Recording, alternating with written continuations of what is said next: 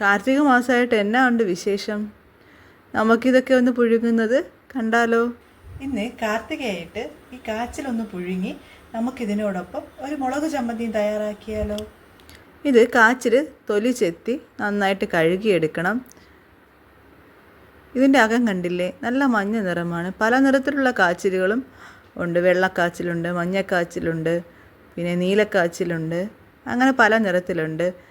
ഇത് നന്നായിട്ട് കഴുകുന്ന സമയത്ത് നന്നായിട്ട് മുറുകെ പിടിച്ചോണം ഇത്, അല്ലെങ്കിൽ വഴുതി പോകാനുള്ള സാധ്യതയുണ്ട്. ഇത് കുഞ്ഞായിട്ട് അരിഞ്ഞതിന് ശേഷം കുറച്ചും കൂടി ചെറുതായിട്ട് അരിഞ്ഞാൽ മതി. എന്നിട്ട് നമുക്ക് കഴുകിയെടുക്കാം. ഇത് തൊലി ചെത്തി നന്നായിട്ട് കട്ട് ചെയ്ത് നമ്മൾ 2-3 പ്രാവശ്യം കഴുകി വൃത്തിയാക്കി എടുത്തതാണ്. ഇത് നമുക്കൊന്ന് അവിച്ചെടുക്കാം. ഇതിന് നല്ലൊരു മുളക് ചമ്മന്തിയാണ്. മുളക് ചമ്മന്തിയുടെ റെസിപ്പി ഞാൻ പ്രത്യേകിച്ച് ചെയ്യണമെന്ന് കരുതിയിരുന്നതാണ്. ഇത് നമുക്ക് ബ്രേക്ക്ഫാസ്റ്റിൻ്റെ കൂടെയും ഇതുപോലുള്ള എന്തെങ്കിലുമൊക്കെ കപ്പയോ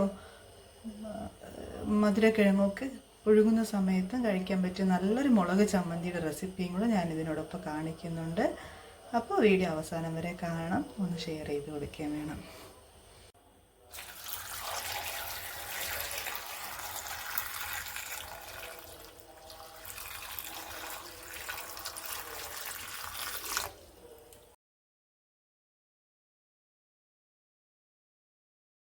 ഇത് മുങ്ങിക്കിടക്കുന്ന പാകത്തിൽ വെള്ളം വച്ച് നമുക്ക് അവിച്ചെടുക്കാം. ഉപ്പ് ഇപ്പോൾ ഇടേണ്ട കാര്യമില്ല, അവിച്ചതിന് ശേഷം ഇട്ടാൽ മതി.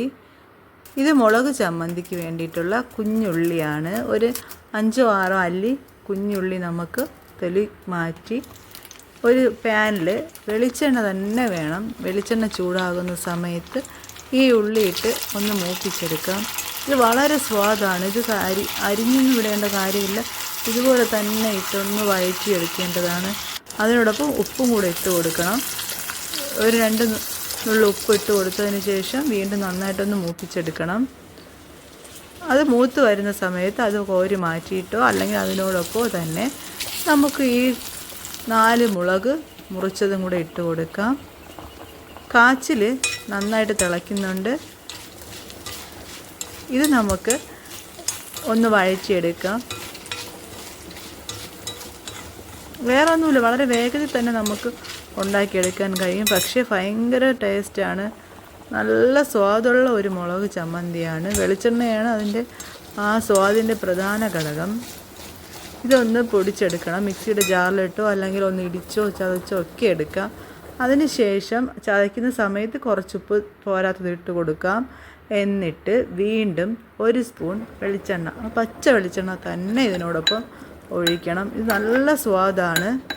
നമുക്ക് ഗോതമ്പ് ദോശയൊക്കെ ഉണ്ടെങ്കിൽ അതിനോടൊപ്പം കഴിക്കാൻ നല്ല ടേസ്റ്റായിരിക്കും. കാച്ചിൽ പല പല ഭാഗങ്ങളുണ്ട്. ചില ഭാഗങ്ങൾ നന്നായിട്ട് വേകും.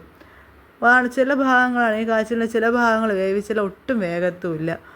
അപ്പോൾ ഞാൻ കാച്ചിലൊക്കെ അവിച്ചെടുത്തിട്ടുണ്ട്. നമുക്ക് കുരുമുളക് ഇങ്ങനെയുള്ള കിഴങ്ങ് വർഗ്ഗങ്ങളൊക്കെ കഴിക്കുന്ന സമയത്ത്, ചക്ക പുഴുക്ക് കഴിക്കുന്ന സമയത്തൊക്കെ ശകലം കുരുമുളകിനോ പൊടിയോടൊപ്പം ഉപ്പും കൂടെ മിക്സ് ചെയ്ത് അതും കൂടെ കഴിച്ചാൽ നമുക്ക് വേറെ പ്രശ്നങ്ങളൊന്നും ഉണ്ടാകില്ല. ആ ചമ്മന്തി ഞാനെടുത്തു. അതിനോടൊപ്പം കുറച്ച് കുരുമുളക് ഉപ്പും കൂടെ പൊടിച്ച് ചേർത്തതും കൂടെ എടുത്തിട്ടുണ്ട്. അപ്പോൾ എല്ലാവരും കാർത്തികയായിട്ട് ദീപം തെളിയിച്ച് കാണുമെന്ന് കരുതുന്നു. അപ്പോൾ അടുത്ത വീഡിയോ ആയിട്ട് കാണുന്നവരേക്കും ബൈ ബൈ. ഇതൊന്ന് ഷെയർ ചെയ്ത് കൊടുക്കണം, ദയവായിട്ട് ഷെയർ ചെയ്ത് കൊടുക്കണം.